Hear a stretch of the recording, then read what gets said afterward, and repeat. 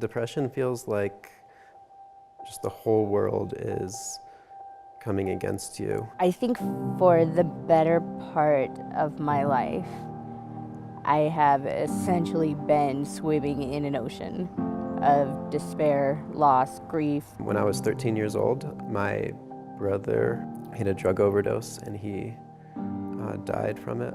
Losing friends, losing family, losing essentially my identity, my country, my languages.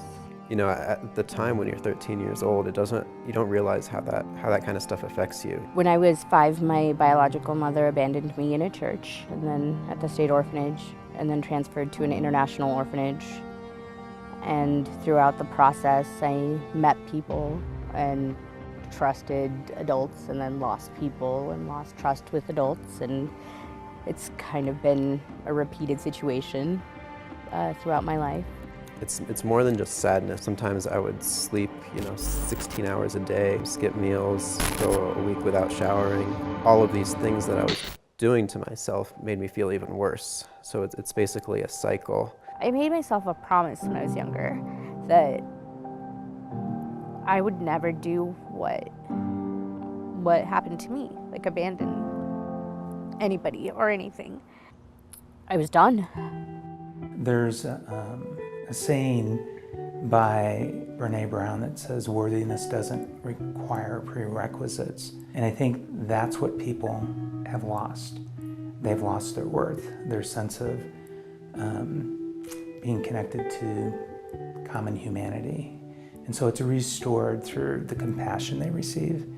And I think compassion is an antidote to the shame people feel. Charis really helps me understand the importance of taking care of yourself and doing things for yourself, treating yourself with respect, and just being compassionate for yourself, forgiving yourself for mistakes, because that's a skill that everybody needs to have, and it's something that's never really taught when you're a kid. Some people learn it on their own, and some people have a lot more trouble with it. The experience here for me has been like someone throwing out a life raft and saying, "Hey Rach, paddle, you can make it. But here's a ship so that you're not drowning." Just having someone that understands what it's like to be depressed or have bipolar, sharing that experience with someone is very helpful, and knowing that other people have been through that.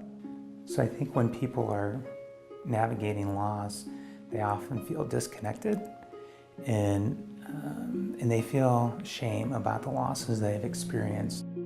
And so I think that it's through people being able to listen and offer support that people are able to kind of reconnect with themselves, but with the community around themselves. So I think that that's why community is so central to what we do at Charis. The people here are so understanding and caring. The community members are some of the most profoundly amazing people that I have ever encountered. The strength it takes to face yourself and genuinely say that I'm flawed and I can share this and I can be vulnerable. And it's why I think that a place like Charis is so rare and so necessary in this world.